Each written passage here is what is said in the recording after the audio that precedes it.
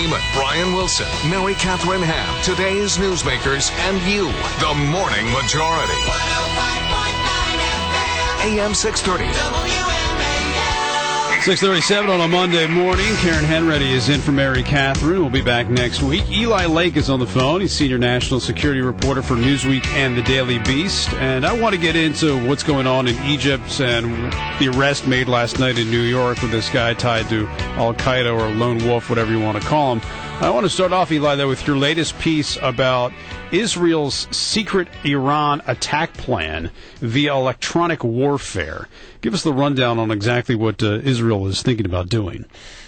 Well, Israel has developed over the last 10 or 15 years the ability through cyber attacks as well as kind of frequency jamming and other what is sort of in the area of what's called electronic warfare, the ability to disrupt many elements of the Iranian kind of emergency response, as well as their cell phone networks, as well as their internet, and potentially even elements of their electronic grid, because analysis of both the United States and Israel has determined that most of Iran's electrical grid in their major cities are not what's called air gap, which means the command centers are connected to the internet, which makes it vulnerable to a cyber attack. Wow! And if you were building an electrical grid now, you would want to keep that away from the internet and what's called air gapping that. But today, that's one thing. But the electrical grid in Iran has been built over several decades, and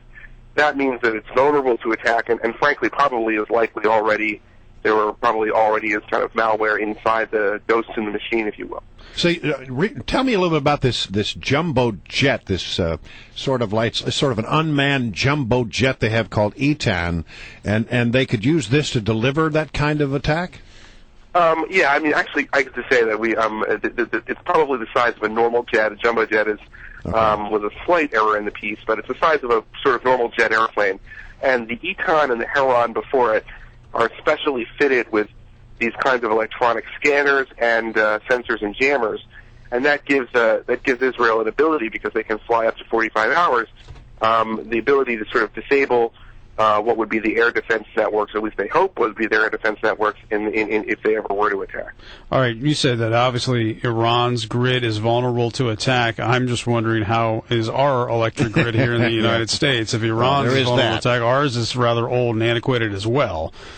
Yeah, I think it's probably there are lots of cities who have electrical grids that are not air gaps as well, but that is something that I know that the Department of Homeland Security has worked on, which is trying to protect what they call the critical infrastructure, and some of that is just making sure that the command stations for like the Hoover Dam are not going to be in any way connected to the internet, and that's partly a wiring issue. But the other issue is a kind of cultural issue, which is that if you work in the Hoover Dam, you can't, check your Facebook account from inside, certain areas, because that's how you get these kinds of infections. This Stuxnet virus that that was used to kind of slow down Iran's nuclear program, was that used via the internet through this air gap that you were talking about, or did somebody have to get into the Iranian system in order to make it work? Stuxnet was delivered through thumb drives, which means it was not connected. Okay. It wasn't through the internet, because the very sensitive centrifuges are not probably connected to the internet. That's the conclusion. But the latest version of Stuxnet, known as Dooku, however, probably was infected through the internet, though it didn't get to the nuclear program. All right. One last question on this. Do you think that cyber warfare is a better way to stop Iran's nuclear capability than bombing would be? Well, I mean, I would just say this. The advantage of a cyber attack is that you can't tell who did it. It's not sort of an obvious public event, and may not force a response, though this is a big if, in the way that an aerial assault would.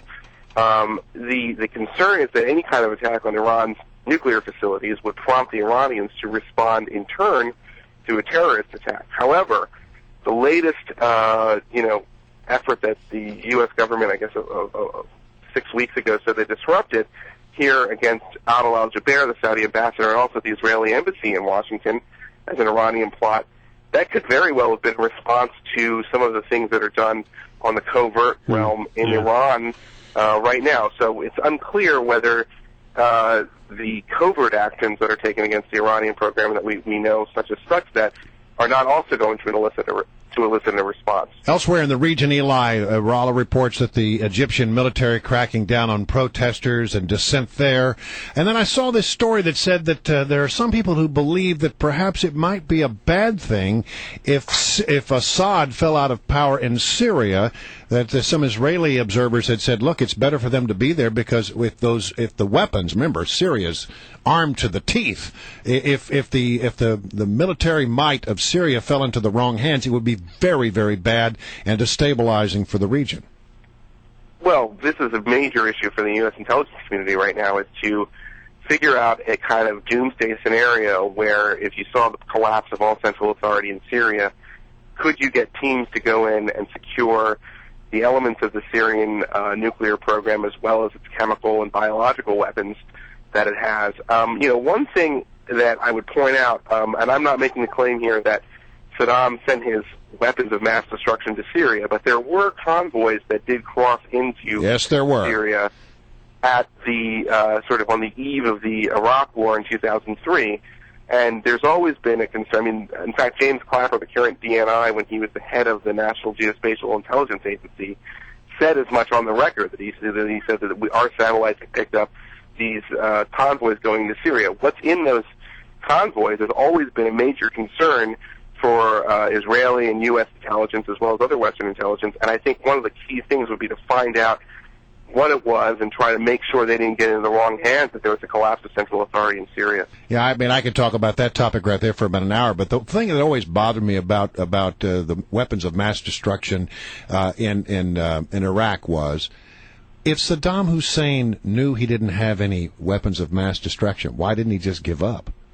I've never been able to give anybody who could give me an answer to that. If he knew there were no weapons of mass destruction, why not just allow people to come in and look for them? Well, he believed that he had acknowledged that there was no weapons of mass destruction in Iraq, that he would be inviting an attack by Iran, his longtime rival, and other perhaps or elements of his regime. At least that's what experts have said in the final analysis for the Council on Foreign Relations. But it is a good point, and I think it's one that's worth making, which is that this was not the burden was on the Iraqis to prove that they didn't have weapons of mass destruction, and Saddam Hussein, until the very end, acted as if he did have weapons of mass destruction by not complying with elements, the verification elements of the final UN Security Council resolution. So you raised a very good point there. All right, Eli, good to have you on as always. We appreciate your time.